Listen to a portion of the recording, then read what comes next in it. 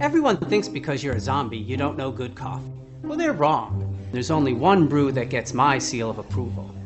Deadly Grounds coffee is my guilty pleasure. The aroma is so intoxicating. It brings all of my neighbors out of the woodwork. Deadly Grounds coffee. Coffee to die for and zombie approved. It's good to get a little deadly. Use the front door! Oh, they're so disgusting.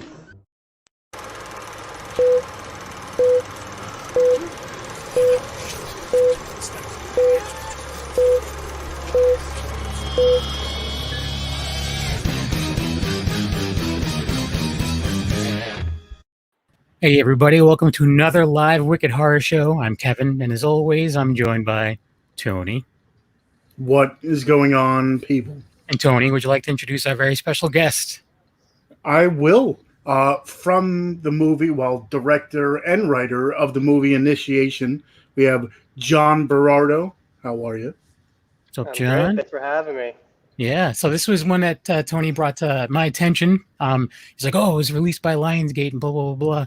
So we were definitely interested in checking it out. I was able to check it out yesterday, and I really like this one. Like, I kind of wish that Wolfie could have been on, because I would want to hear him lie about thinking he knew where it was going to go.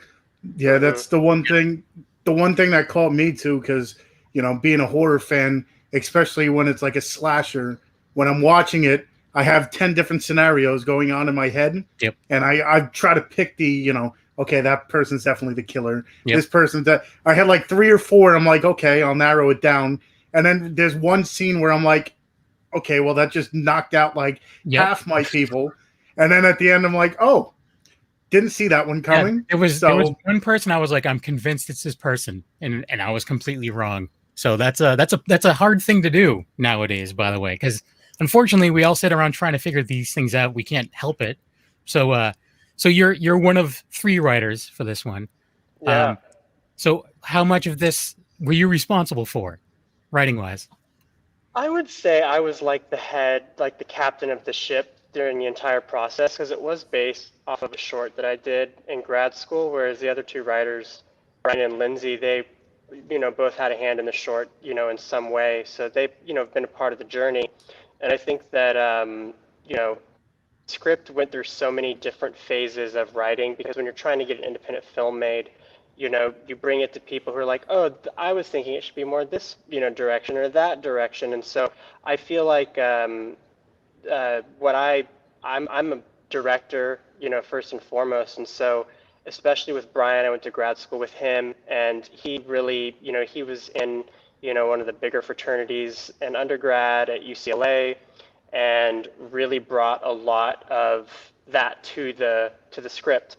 Lindsay, I had always knew I wanted to cast in the movie, and so she would come over for script readings and read characters, and I just loved her honesty, and she would help me rewrite dialogue to make it better, more believable for the characters, especially for the subject matter.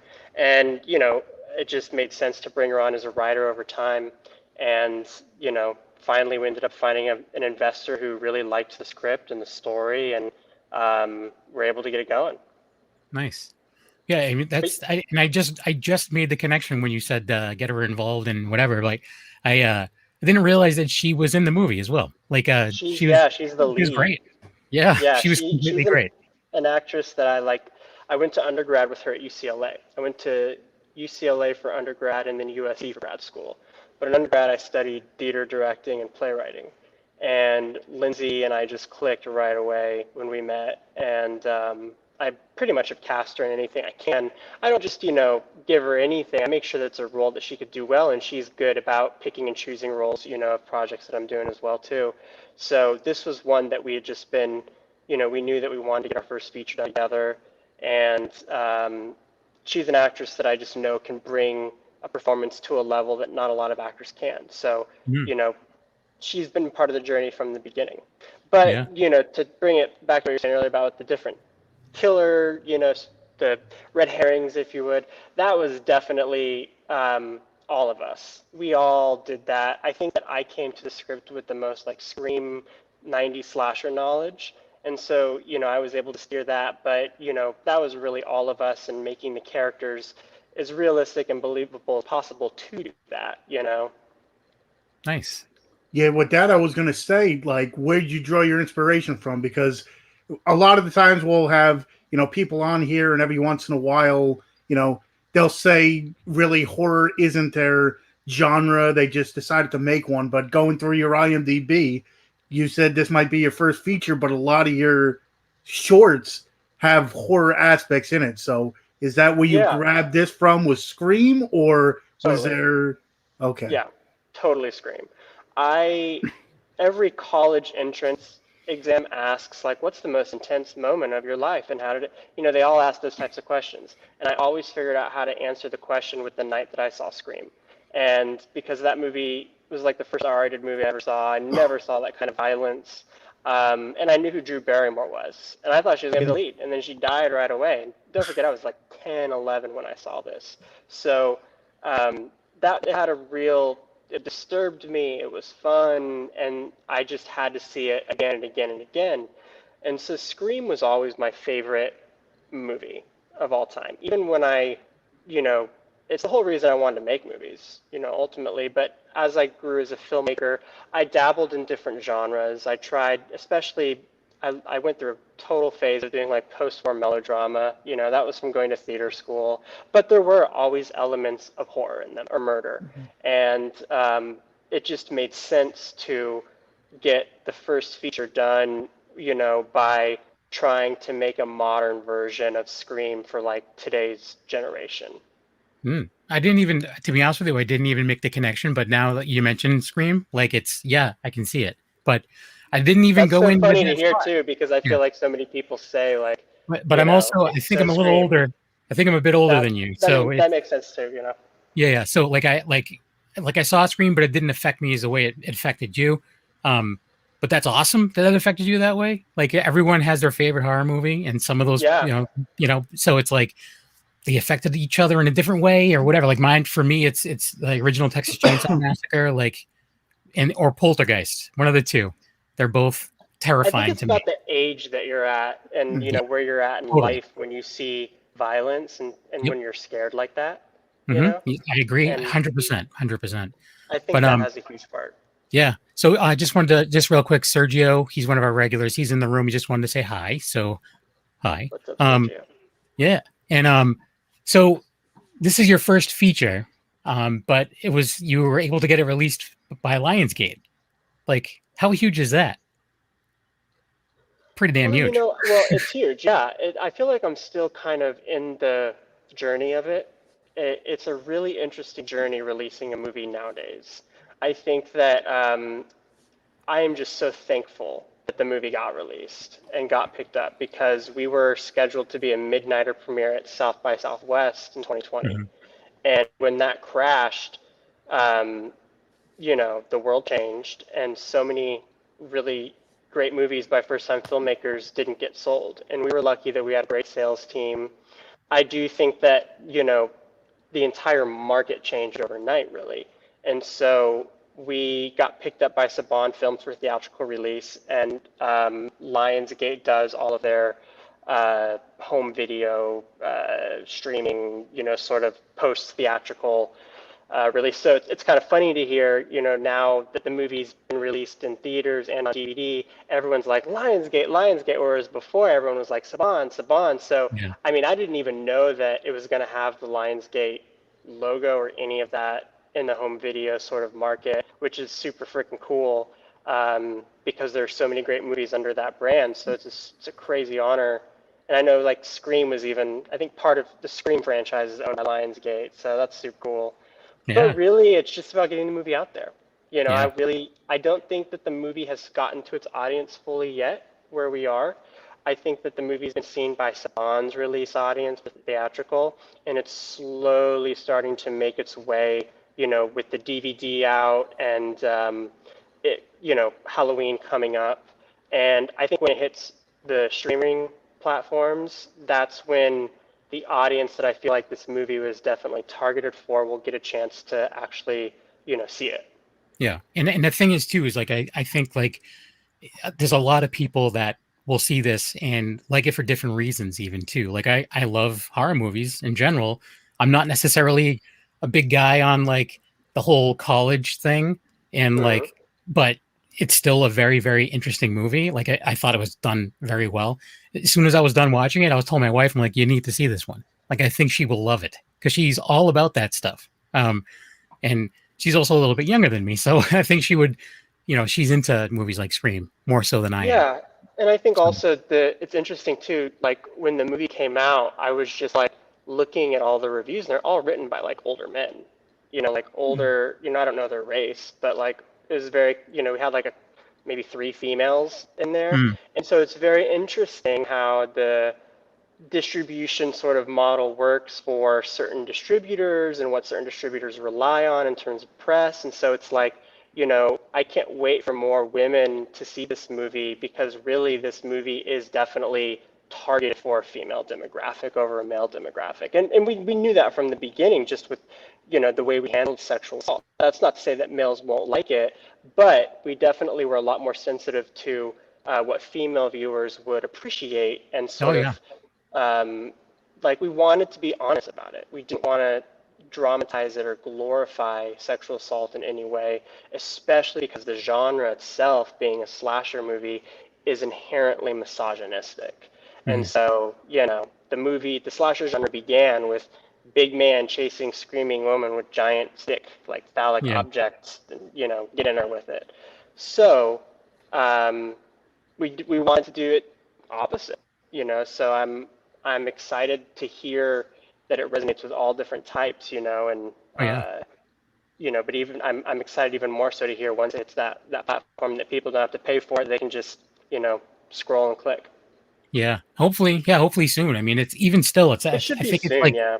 yeah, I think it's only like $5.99 to rent on Amazon. I'm not sure what it is Exactly. everywhere else, but that's nothing. Like you can go to the theater to see it if it's in your area, but a lot of people aren't going. Like they're not comfortable going to theaters yet. So it's the options there, and it's a solid movie. Like I'm a big fan of like Shudder, and I pay that less than that a month for Shudder, and I watch a ton of movies. So it's like, and some of them are great, some of them aren't.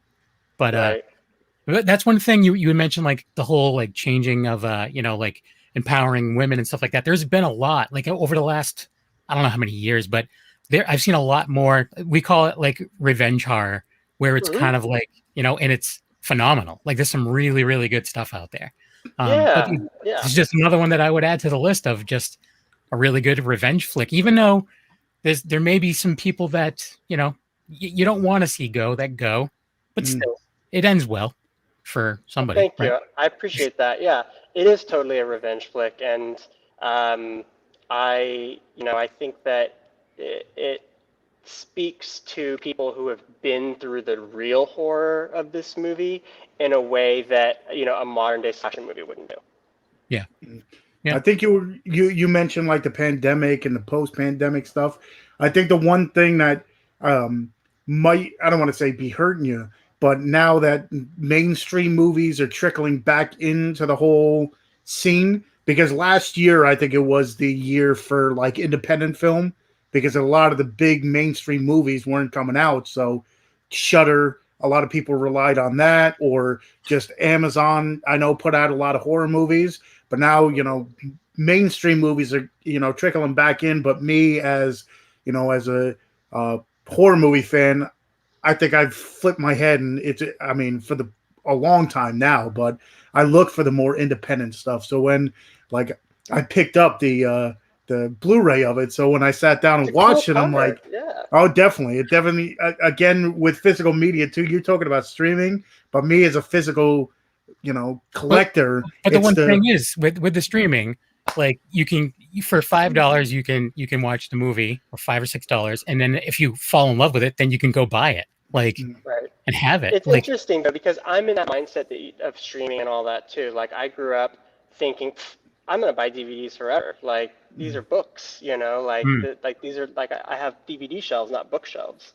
And I just I feel it wasn't until probably a few years ago that I just made the sort of I had to realize or sort of just accept that like what you're saying, people pay $7 a month now.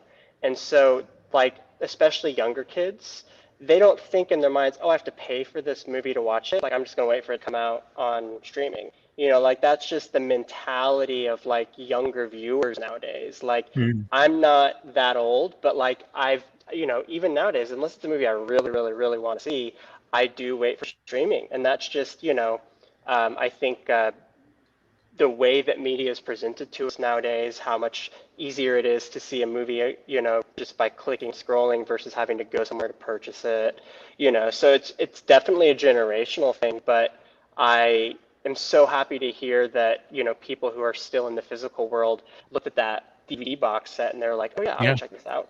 It's going to be like more on the line of, I think, like how record collectors will just go out and just like they're looking for the limited release, whatever. I think that might be, I mean, it's unfortunate for people like Tony who buy, like they that's how they support local filmmakers or independent filmmakers, is by buying the physical media. And I think it might change a little bit more towards that streaming service side. And maybe it's something where you support them by like helping out with their Indiegogo or doing something like that. Or just, getting their movie seen, because it's really, PR is really where it's all at. Yeah, because it's, they're making, I mean, I'm not to bash like distributors out there, but I mean, for each copy of the Blu-ray that's sold, I mean, I don't know how much you would personally see from that. And at least we've heard from some legalities, we've heard from some independent filmmakers that even get their film on Tubi, which is like a completely free service. And he's like, the one director's like, I've seen more money from Tubi than I ever saw on these other streaming networks, and it's because there's commercials in it. That's why. But but still, I mean, they're able to make another movie because they're getting some income now. So I think that's also one of the reasons too why I knew I was like, I need to make a horror movie, or it'd be silly not to try to make a seasonal movie, because when you make a horror movie, regardless of how well it does critically or how big it becomes, there's going to be some sort of small cult following that's going to watch it every year, and it's going to be introduced to new people more than every year. I mean, nowadays, definitely around Halloween, these movies get free PR. These movies get free PR everywhere, and especially if they're good, and especially if they do have sort of an underlying, following, then they're going to get more PR. Yeah. So Sergio is actually saying he wants to see the trailer. So we're going to play the trailer for Initiation, which is available now, streaming on Amazon. And where were you able to find the physical copy, Tony? I got it off Amazon. How much did it cost you? $14.99, I believe, for a Blu-ray. I bought it. So it's one, and like I said, the cover. I mean, for all you collectors out there, it's always the cover art that catches you. Oh, that's how it's always been. That's how it's like I'm sure, going back to Blockbuster days, I wouldn't even read the synopsis of the movie. I would just like look at the cover. Like I remember, it's not a horror movie, but the movie The Professional, the cover for The Professional. I'm like, that guy reminds me of Les Claypool from Primus. I'm going to rent that movie. Then I fell in love with the movie. So I'm like, this movie's fantastic. But anyways, yeah. So here's the trailer for Initiation, and we'll be right back.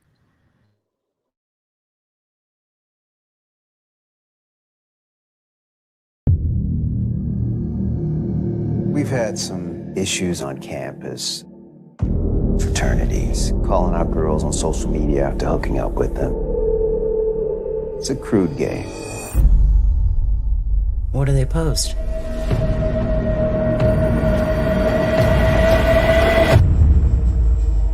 An exclamation point. Happy first homecoming. Gotta raise the stakes, baby.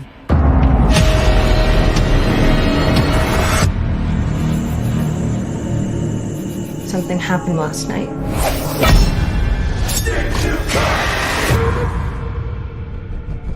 We have one victim and are still looking for a suspect. Bye. Everything has been taken care of. What does that mean? If this were to spiral out of control, it could hurt all of us.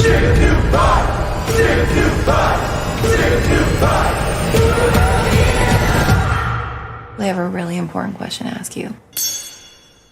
What should my caption be?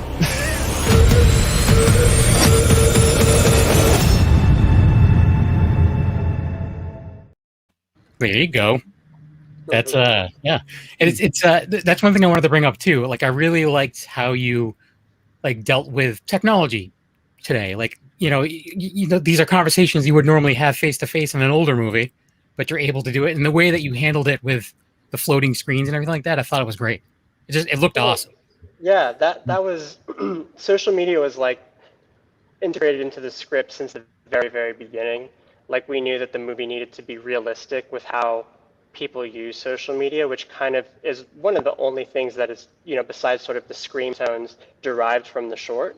And it's sort of like how young people use social media nowadays. And so, that was a challenge in the script writing process because I remember 2013 in a screenwriting class at USC asking a professor, how do you write social media? And they're like, make it up. There's no standards. So we kind of, because, you got to think time-wise, like the audience has to read it. How long is it going to be on the screen? Because scripts are formatted for that. And so we were able to make a script where it worked. Like we really just wanted the characters to use social media in a way that people use it today. Like it needs to be real. And that was the one thing in movies, especially horror, that I just never saw utilized realistically. Yeah. And that was something we really wanted to do. And even on set, so what we did is we had it, anytime you saw a character on screen texting, they were actually live texting or live posting, and we had a designated social media person, next to the script supervisor, pretty much responding to the texts and doing it all live.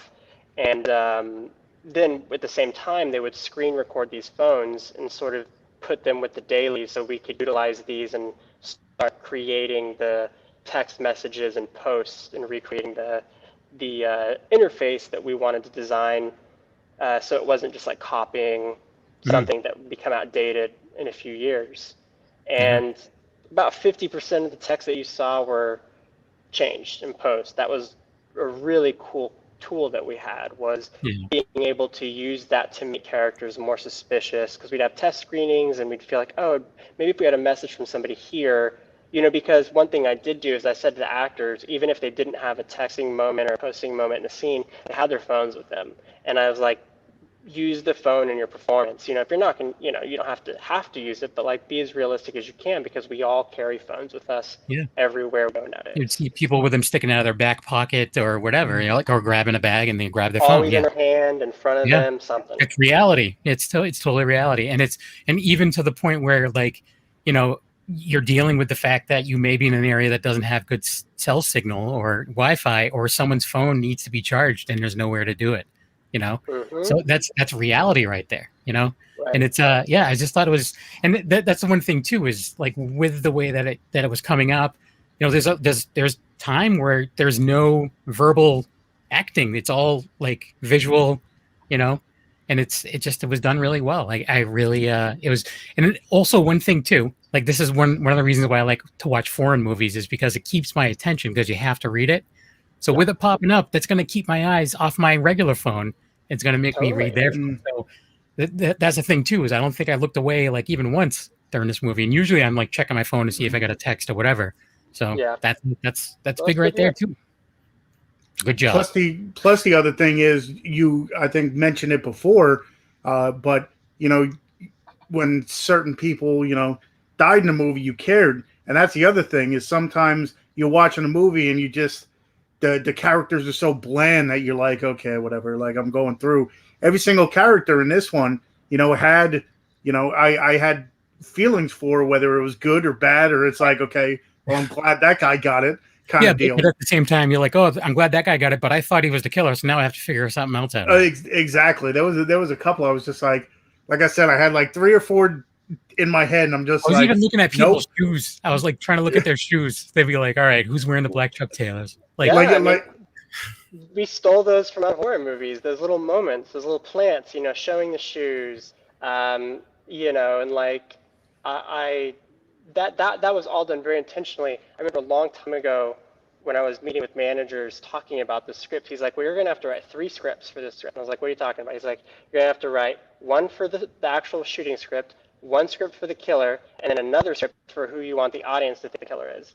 And, I didn't write, I wrote multiple drafts of this script, but that's always stuck with me in writing these kinds of mystery movies is you gotta not only, that's some fault of a lot of horror movies where I feel like it goes into the supernatural space. It's like that character would clearly be dead if that happened to them, or like there's no way the character would be able to get out of that scenario without making a noise. And so, really trying to do that realistically was a challenge. And so I'm just like thrilled to hear that it paid off for y'all. Yeah. Yeah. There was only one thing that I was like, ah, man, like it was like literally like one shot where someone was hiding but her head was sticking out a little way too far. And I'm like, all he had to do was look that way and he would have seen her. But he didn't. I got a note about that a long time ago because so you know exactly which one I'm talking about. I know exactly what you're talking about, and it was way worse in an earlier cut. So oh, really? But like I felt like the reason I kept it like that was because, yes, a lot of people are gonna be like, he would see her, but the truth is like I would ask the killer, the person playing the killer, can you see her? That mask you couldn't see that low. Exactly. Yeah, exactly. Your peripheral is way off. Yeah. The audience doesn't know that, but yet it does put the audience on the edge of their seat in a way that keeps them engaged with the movie, by having that one little shot there where they're like, oh, he's going to see her, but he doesn't see her, so that is funny that you bring that up. I love that. Yeah. But that's the only thing that I was like, I don't know. That's literally the only thing. Is there anything? I'll take all criticisms. Nice. Well, speaking of that, I was going to ask if there's anything in the movie that you wish you maybe would have done differently or redone. Is there anything you watch where you're just like, I can't even look at the scene kind of deal? No, not at all. No. It's awesome. This movie, I'd say that's kind of like the challenging part when you release a movie is I'm the kind of person that especially when it comes to my art, I don't like to do things that I look back and think I could have done that better. I like to put, especially you have to take in all the variables. This is a very low budget movie. We had doesn't look at one bit, by the way. Does not look at all. So thank you so much. And that's because we had so many professionals who believed in the story, believed in each other. We're a family. And I think that I do not have any regrets. I do have I'll tell you there's one. I wish that we did have, I'll tell you these aren't regrets, but these are things that I would, looking back at it and writing the next movie, sort of little beats with characters through lines that I felt like, if we had more money and more time, we could have done. But we literally shot this movie in 15 days. Wow. We did not have, or 16, it was like 15 and a half. We were going to do 15, but after the first death day, I knew that we were going to need one extra day, with stunts, because I hadn't really done many stunts before this movie. And so we shot, it was all very shotgun, like quick. I got probably 2 to 3 takes per shot. And so I had to know exactly what I wanted. Everything was meticulously storyboarded. So I don't have any regrets or there's nothing cringing to watch when I go through that. I'd say I wish that we had another scene of Kylie, in there before all the murders happened, purely because I feel like, there is a little bit more with her that we could have done. I don't know, that's something I would have liked to try. I also would have loved to maybe think about the ending a little more. I think that one of the critiques that's consistent, some people, that's what's so great about this movie is as few people who have seen it, it's such a polarized response. Some people love it or they're like, fuck this movie. It makes no sense. And so, I mean, that's fine, but it's a movie that's very socially issue heavy. So it makes sense that it would be an extremely polarized response to it. But one common factor that even the positive people who the positive response that I've received from it is the ending. They felt like they just wanted a little bit more. And I totally can see that, but my logic with that ending was, like I said before, is I really wanted to make sure be with the characters and be as realistic as possible. And the reality of it is like the moments after that kind of the police coming in on that kind of thing, they're not gonna, regardless of what that cop is wearing, they're not going to just suddenly arrest this cop. They're going to be like, well, what's going on? He's stabbed in the throat by somebody.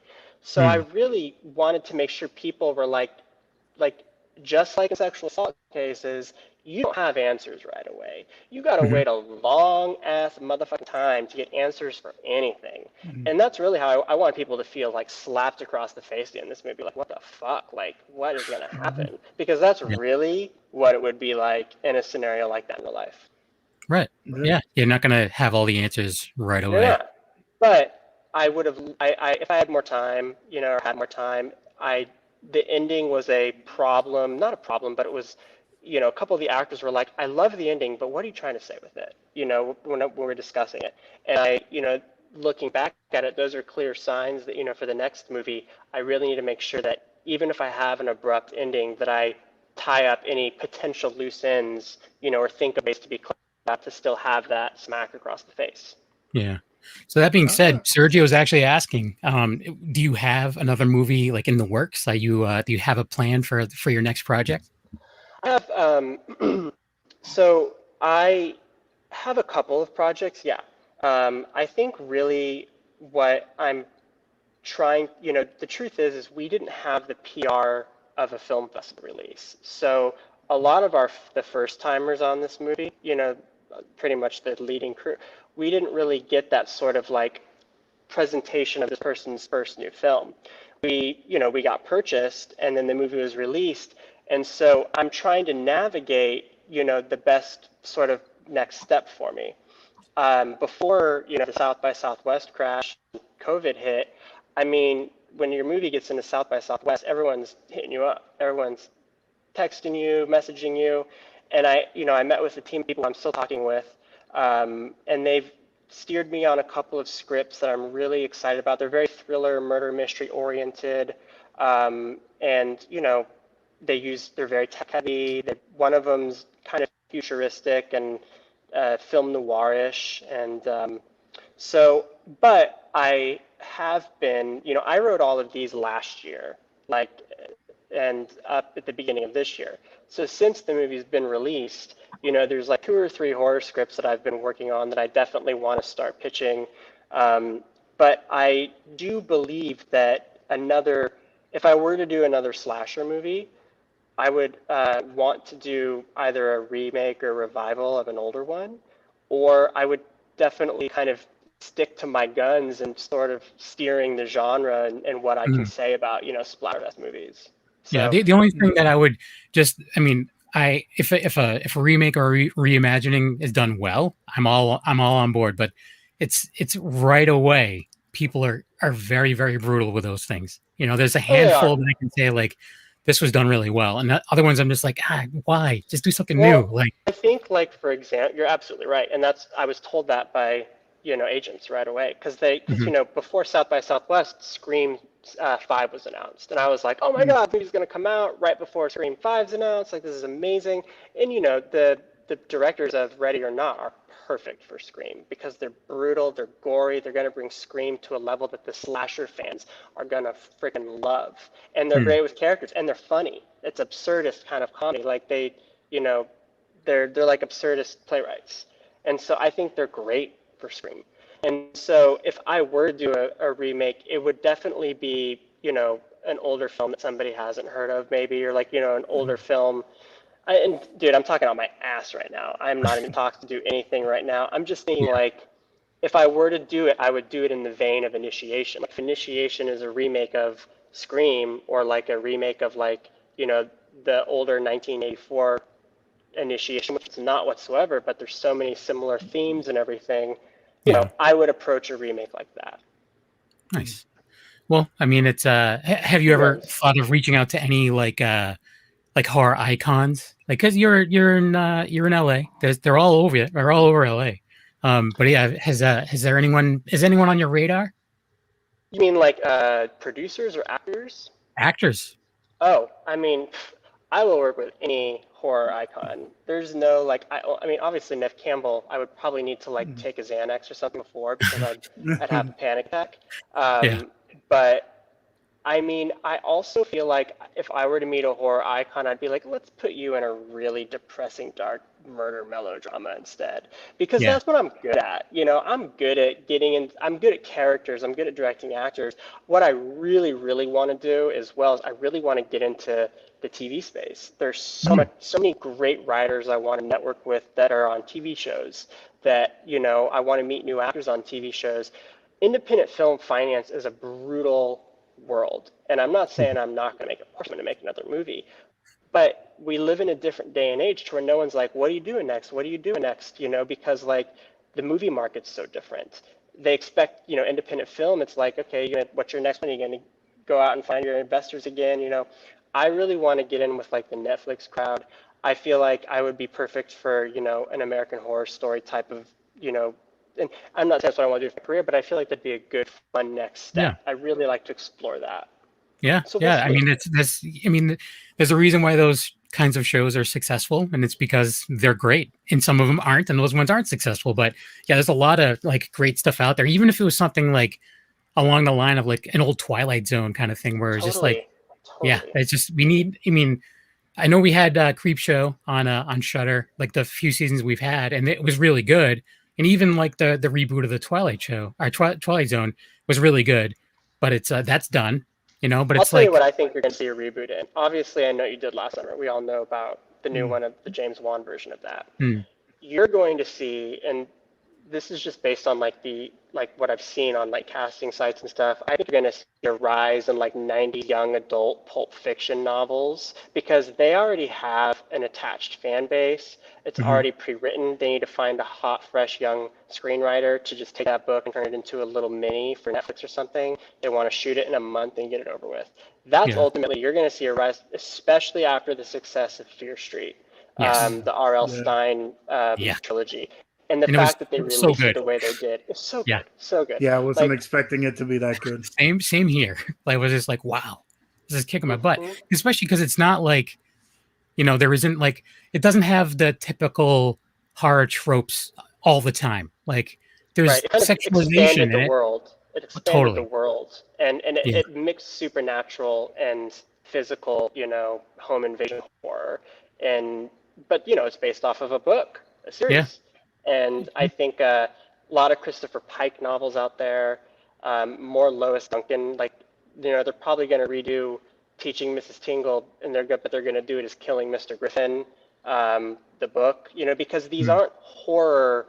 In a way, the 90s kind of took these stories that they're like really dark teenage, like, in a way you could see them as like the Twilights, the way the Twilights were for like the mid 2000s kids, like, back in the 90s and the 2000s, like these books from like the late 80s, these were horror murder mysteries that young adults identified with that then Hollywood took and turned to slasher movies. So I think you're going to see the slasher element still there, but you're going to see like more of those characters, the character drama, because we have TV, and TV, you got so much more time to really develop those characters now.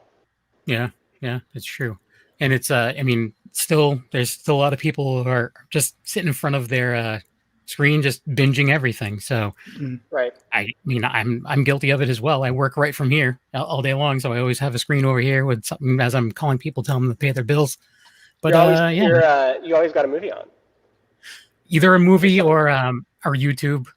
Cool. Like I'll have I podcast. need to start doing that. I need to like turn the news off, turn like the media off. I just need to like. The only thing is that it's got to be like not too interesting, because if it's too good, I'm gonna not concentrate on my work. So something just like really easy to just have in the background, and like, so I started rewatching Law and Order SVU from episode 1. I have to take a break every once in a while because it gets pretty depressing, but I think I'm only through like season 5, but still, like, for a while, that's all it was. Yeah. That's great. Like, I should do that. That's inspiring. I should just put Law and Order on, because you got like a lot of those stories are taken from real world cases. They're obviously embellished like crazy, but that's really what I want to do with Initiation, especially the scene where a character finds out that their sibling is dead. I've never seen a horror movie where a character is introduced to the most horrific moment of their life where the person they love or care about is murdered, except in Scream. Except in Scream. And that was the very, very beginning of the movie when that mother screamed when she saw her daughter hanging from that was so disturbing to me. That final moment where the parents find her, because I'm a Cancer. I'm emotionally in tuned. I put myself right in that movie. I put my mom right in that movie, and it like hit me. And so like I love horror that does that. And Yeah. I watch so much true crime. Obviously, with Ellery's lab skills in this movie and being a lab technician, I stole that all from Forensic Files, because I've Yeah. seen so many Forensic Files. It's like if I was a young college girl and I worked in a lab and I thought somebody I knew did something, I would do that. Like why not? You can find the answers out now. So there's so much gold in those kinds of episodic Yeah, TV shows. there's. I mean, there's a lot out there that would probably make some really good some good horror like tropes, like future tropes, like the first 48. And it's one of those things I can't stop watching when it's on. I totally binged all of those. Yes. Oh my God, it's ridiculous. To write a it's script. ridiculous. I was like, and the truth is that's a very, I know I'm in LA and everything, but that's a very racist show. Oh, totally. I'm saying that Totally. because I'm from Oklahoma, and I do not like Tulsa, and I never liked Tulsa. I didn't know about the Tulsa riots until a few years ago. That's how wow. bad the Oklahoma suppression of like their racial injustice is. I lived there for 20 years and didn't know a thing about that, but I knew I hated Tulsa.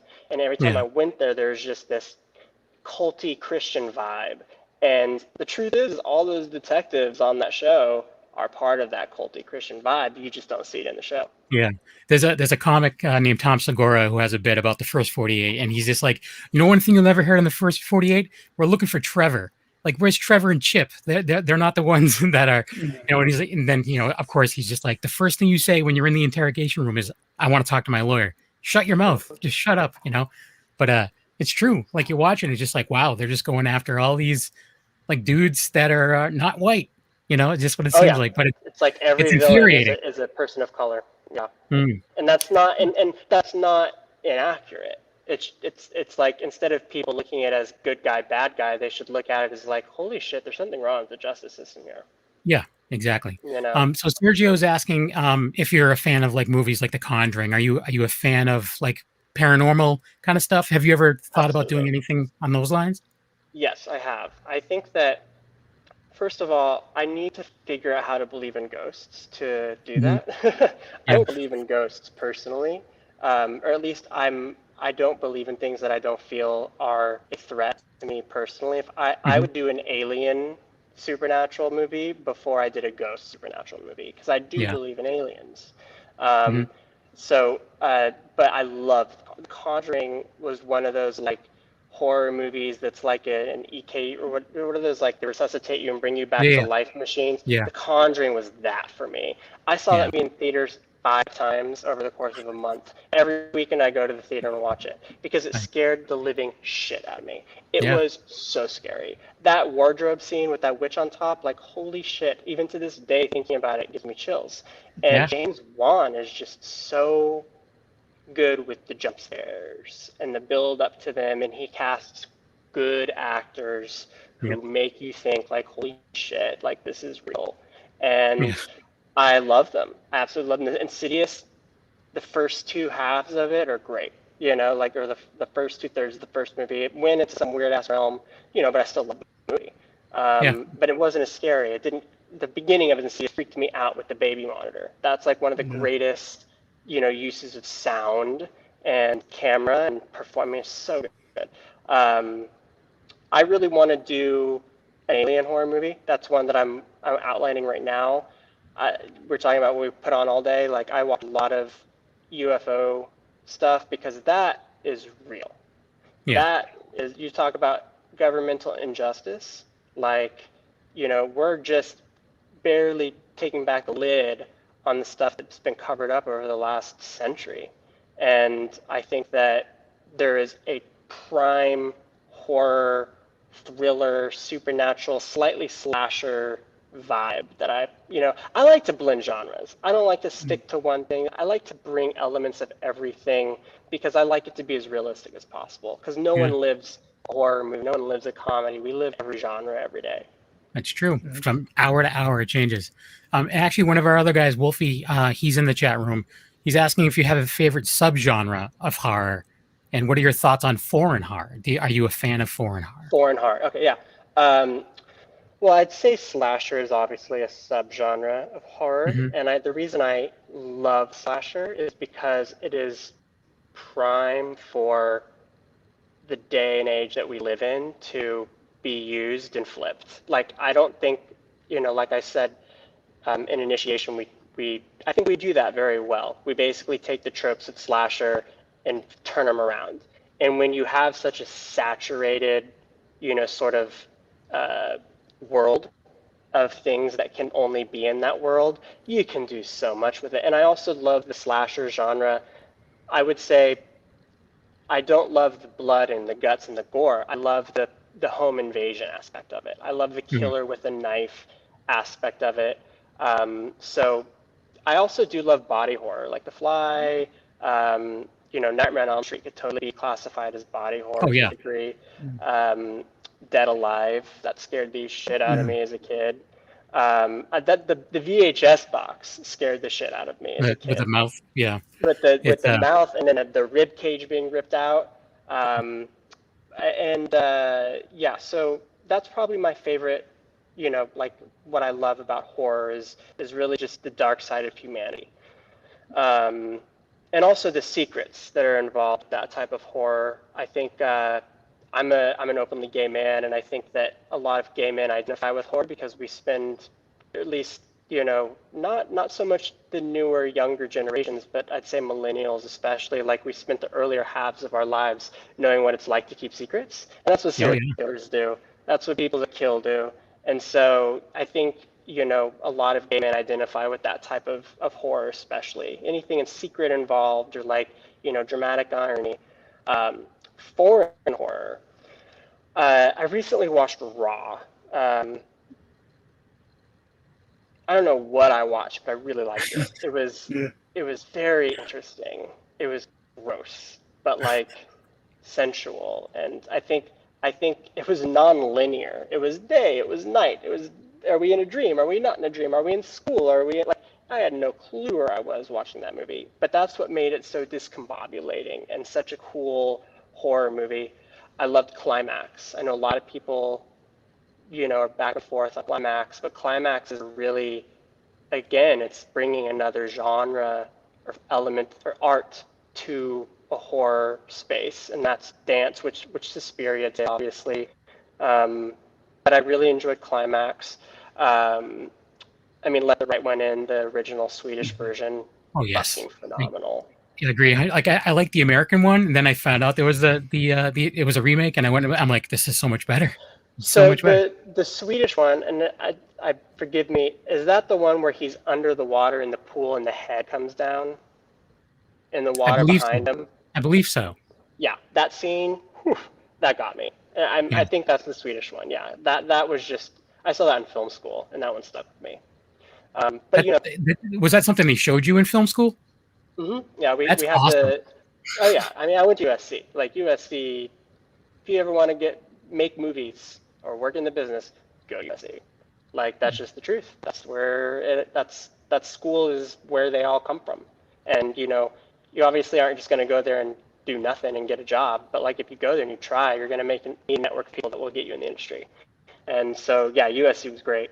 But what's cool about Initiation is seeing it go to other countries and seeing how other countries who would view this as a foreign film, I guess, I'm guessing, other territories don't look at, American movies as like foreign movies like we do, but they are, it's an American market. And it's so fun to see how different countries respond differently to different types of horror and like what they want and what they don't want. So yeah. Yeah, it's amazing how certain countries, certain movies are banned.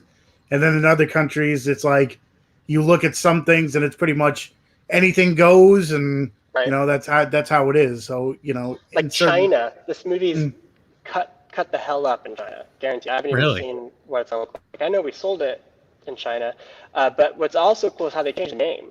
Like in Germany, it's going to be called Slade. I love it. Like I mean, is it the name of the movie? The reason I love Slade is because it's very sensual, and that's one thing that I don't regret, but like, I kind of wish we had more time to think through ideas. Was, the movie was originally called Dembanger, which is just a code term for an exclamation point. Like if I could have just sold the movie as the exclamation point movie, I would have loved that. But no distributor, foreign distributors were all about it, but American distributors were not. And so XYZ Films opted to keep it as Dembanger, but Saban, it was going to be called Student Bodies at first. There is a movie called Student Bodies already from the 80s, and it's also very racist. I don't know if you've ever seen it.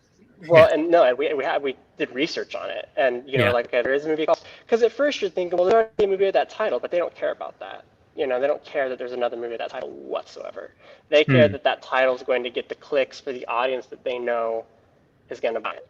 And so, Student Bodies, we were all in agreement on for a few weeks, and then suddenly last minute they're like, no, it's too different. We need, we need to seem some less slashery, less sci-fi, and so I had very few options, but I liked, my contingency was that the whatever the title was, the PR needed to use the exclamation point, and it needed to have an I in it somewhere for the exclamation point. So Initiation, I was happy with it when we picked it, and the response got was great, but there have been quite a few reviews that are like, this movie should have been kept the original title, it would have been presented so differently. So you see how the market responds to something like that. It's kind of cool. Maxwell James has a question. I'll pull it up on the screen. It's a very good question. Let me, my mouse died. Maxwell James. Yeah, so is there a particular scene in the movie that you wrote that ended up being better on screen than you actually had imagined? All of them. All of them. If you're a director and you make a movie, like, it's not like you have to have what's in your head as a finished product. If that is the case, you did not do your job. Your job is to bring a group of collaborators who do their job the best. I'll say one that I was just like, holy shit, that was way cooler than I had imagined, was the second death scene. It takes place in a bathroom stall. That scene just was like, the way that the location worked out was just a work of art, and the coloring with the costume design, and that was just serendipitous. I would also say the third death scene, that was a difficult scene to shoot. The lighting of it was difficult place to light for the amount of time that we had. But the minute the music was added to it, I felt like I didn't want the deaths to be all the same. So the minute we added the song to the third death scene, it really allowed that to play into sort of the arc of like what the audience is expecting the death scene to be, and sort of spinning it a little bit, making it a little bit less scary and more like, why am I vibing to this while something horribly violent and sexual is happening? That turned out, I didn't write it that way. So, that was cool. And I will say, lastly, the entire final act. That had been rewritten the most out of any drafts, was that final act, because we had to write it for a location. And once we got that location, it was almost like a playground. And so I threw out all this, I didn't throw them out, the script supervisor had them, but like, I didn't pay attention to scene numbers. It was sort of like motivation of the characters for the shots. I kind of directed it like a play, from when the students are trapped in the student center, pretty much up until like the final fight. That was all done in one take per shot, pretty much. So the actors could feed off of each other, and that really turned that entire finale into a way more intense scenario. And like, one of the actors, came to set and watched the bathroom stall death scene. The actor who plays Tyler, the scientist guy, the weirdo, his name is Maxwell as well. He at the end, he sort of like in the, not to give anything, he kind of just gets knocked out and sort of is like there, for the rest of the movie. He gets tied in the script.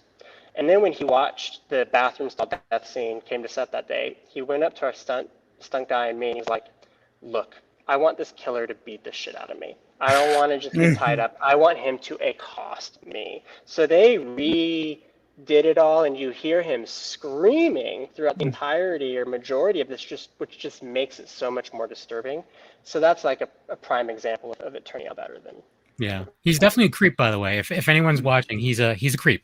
Like he's And just very awkward. He's a very awkward guy, and he doesn't realize that he's awkward. It seems like, yeah, he was fantastic. Even to the point where I want to say that I watched like on IMDb like the trailer that's listed there, or that's on there, and like you see him in that trailer, and I was just like, he's the killer, obviously.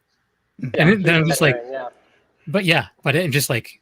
So that being said, we've already learned that he gets the crap beat out of him. But yeah. So sorry, just real quick. Wolfie's asking if this is a remake of the '80s classic. It's not, but it's similar in some ways. You said That's serendipitous. Yeah, I mean, I still have never seen the '80s classic. I've never seen it. Okay. I've definitely seen through it on YouTube whenever we were going through title options to just see like how different it was, and I thought it was actually kind of cool that this movie. I mean, the cover of the '80s one is like a man holding a giant candle in the shape of a woman. So it was just kind of perfect that it was that title. You know, that's more that's all serendipity, if anything. Yeah. I like how you brought up the bathroom scene and stuff, and before you were saying that you're not really into gore and stuff, but the death scenes in this were pretty intense, and I was just like. I was like that bathroom scene, that the one part in every movie that it happens in, I always get that cringe every time I see it. So like you talking about you're not really into it, I'm like, these scenes were pretty intense. All the kills with that, there's one thing that almost all the kills have in common, almost all the kills, and that's just it's brutal. Yeah, like it's just a brutal thing. So yeah, I mean, would you come up with? That's why that's why it's probably so intense to you, is because you're seeing like we made a very clear, there's maybe a few shots like now. I mean, even when we don't have close-ups of gore or violence, it's all the performance and it's all in the frame of like the action. Like I'm like I say almost every scene you watched was all done in multiple moving masters. It's not like we'd have a cut to this or a cut to that. Like if we got that and like the moving master and the editor had it. But the editor, I've worked with her for 10 years, and she's like, if you give me a close-up of something, I'm not going to use it, because she's just that type of person. And so I think the brutality of what you're feeling from these death scenes is the performance of the actor or actress who plays the killer, because the person who is the killer was under the mask for every single one of those, and really made sure that these deaths had that, and it wasn't just some spoofy, goofy thing, but it's like you see the motivation of these deaths when the reveal happens. It just all makes sense. Nice. Who thought of the weapon? Because of course, a lot of the killers, were so synonymous with certain weapons. Who thought of that one? Because it's like, well, okay, I mean, I have drill bits on my arms, and I got them because I was like, I'm making this fucking movie. Like, I'm not just gonna have drill bits on my arms. Like, I'm going to make this movie, and so. It was part of it from the very beginning because, like I said before, with the nature of the slasher genre being so misogynistic and the themes of sexual assault, the drill was just so perfect. And it is a weapon that is not commonly used or taken seriously in the slasher genre. Obviously, now there's a new Slumber Party remake coming out, but actually the actress who plays the dean's assistant is in the original Slumber Party Massacre. She's really? The woman lying on the floor in the poster. So we got that cameo in there. So the drill was very intentional.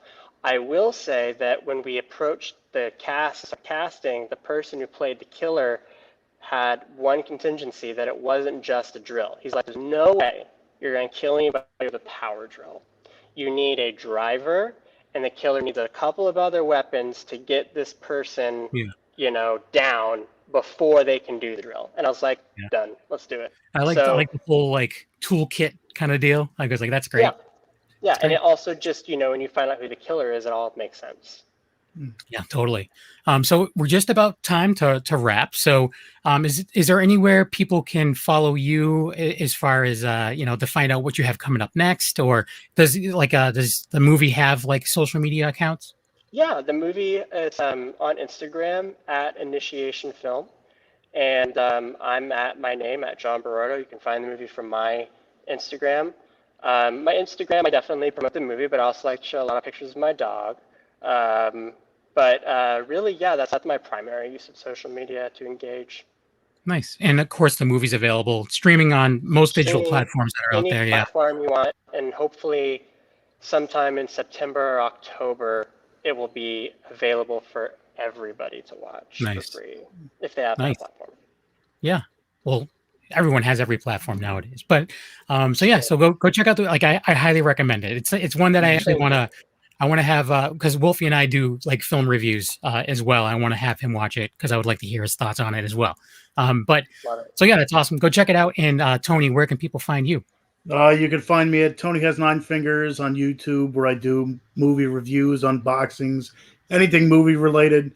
Tony Has Nine Fingers on TikTok, where I also do that, reviews. Tony's Movies on Instagram, where I show off the movies behind me. And of course, here every Tuesday, most Tuesdays, on the Wicked Horror Show. Kevin. A Knuckle on Instagram.